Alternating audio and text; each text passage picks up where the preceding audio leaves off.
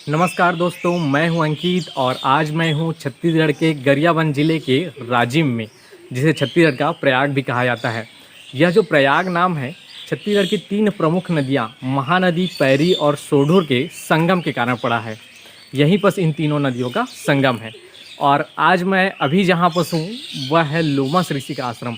जैसा कि यहाँ के वातावरण से आप अनुमान लगा पा रहे होंगे, यह जो माहौल है एक आश्रम का ही हो सकता है, जहाँ केवल चिड़ियों की चहचहाने की आवाज़ ही आ रही है और कुछ हल्की फुल्की आवाज़ें हमारे चलने की भी हैं।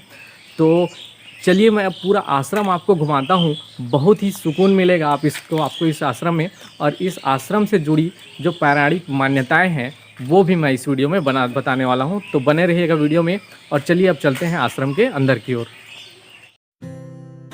छत्तीसगढ़ में 51 ऐसे स्थान हैं जहां त्रेता युग में भगवान श्री राम अपने वनवास काल के दौरान कुछ समय के लिए विश्राम किए थे। वर्तमान में प्रारंभिक चरण में 9 ऐसे स्थानों को पर्यटन के रूप में विकसित किया जा रहा है और इन्हीं प्रमुख स्थानों में से एक है लोमस ऋषि का आश्रम।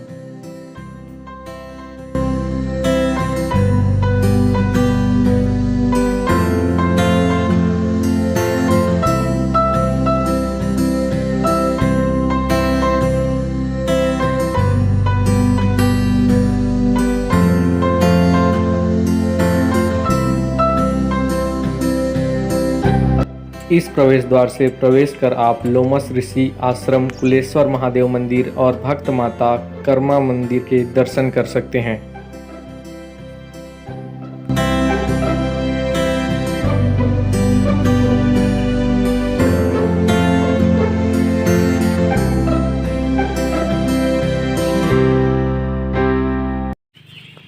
लोमस ऋषि आश्रम में प्रवेश करने के लिए 2 प्रवेश द्वार हैं।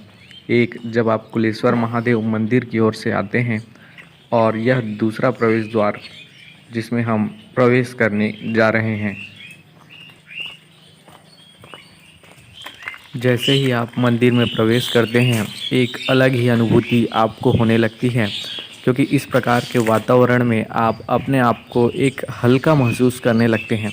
तो कुछ समय के लिए जब भी आएँ तो यहाँ पर विश्राम करें और इस वातावरण का आनंद लें। लोमस ऋषि आश्रम परिसर में अनेक मंदिर हैं। यह जो मंदिर है भगवान शिव का मंदिर है, जहां सामने भगवान शिव के नंदी विराजमान है।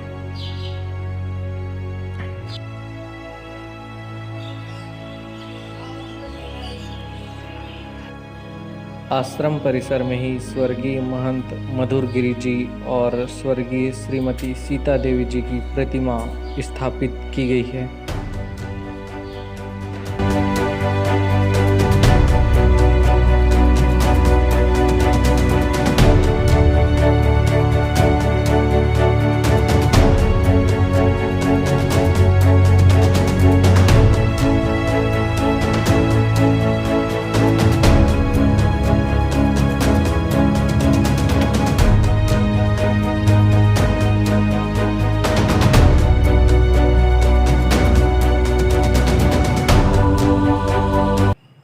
मंदिर परिसर में ही श्री राम जानकी मंदिर भी है। तो आप यहाँ आएंगे तो श्री राम जानकी मंदिर जी के भी दर्शन कर पाएंगे। जय श्री राम। श्री राम जानकी मंदिर के ठीक बगल में संकट मोचन हनुमान जी का मंदिर है, तो यहाँ पर भी आप दर्शन कर सकते हैं। जय संकट मोचन हनुमान।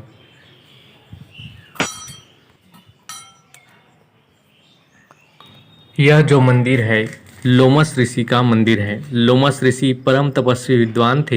इन्हें पुराणों में अमर माना गया है। लोमस ऋषि के बड़े बड़े रोम अर्थात बाल थे। इन्हें भगवान शिव से यह वरदान प्राप्त था कि एक कल्प के बाद इनके शरीर से एक रोम गिरे, और जब सारे रोम इनके शरीर से गिरेंगे तभी इनकी मृत्यु होगी। मंदिर के द्वार के एक ओर श्री हरि विष्णु जी की और द्वार के दूसरी ओर श्री दत्तात्रेय जी की प्रतिमा स्थापित है।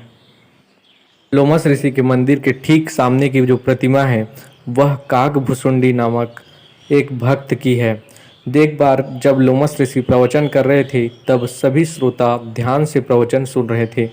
उनमें से एक श्रोता थोड़ा चपल स्वभाव का था, जो बार बार ऋषि से प्रश्न पूछकर प्रवचन में बाधा डाल रहा था। इससे लोमस ऋषि ने क्रोध में आकर उसे श्राप दे दिया कि तुम कौवे की तरह काँव काँव कर रहे हो। शायद पहले जन्म में भी तुम कौवे थे और अगले जन्म में अब कौवे ही बनोगे। लेकिन जब बाद में वह व्यक्ति शांत बैठकर प्रवचन सुनने लगा, तब ऋषि को इसका पश्चाताप हुआ और उन्हें वरदान दिया कि तुम कौवे के रूप में जहाँ भी रहोगे वहाँ कलयुग का कोई भी प्रभाव नहीं होगा। पुराणों के अनुसार अगले जन्म में यह व्यक्ति काक भुसुंडी नामक एक ब्राह्मण के रूप में जन्म लिया, जिसने गरुड़ को राम कथा सुनाई थी।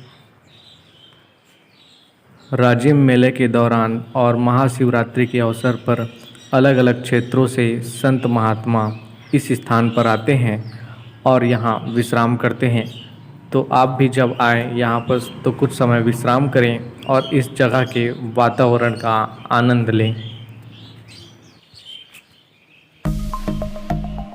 तो कैसा लगा ये वीडियो कमेंट कर ज़रूर बताइएगा, और वीडियो अच्छा लगे तो लाइक शेयर और सब्सक्राइब जरूर करिएगा।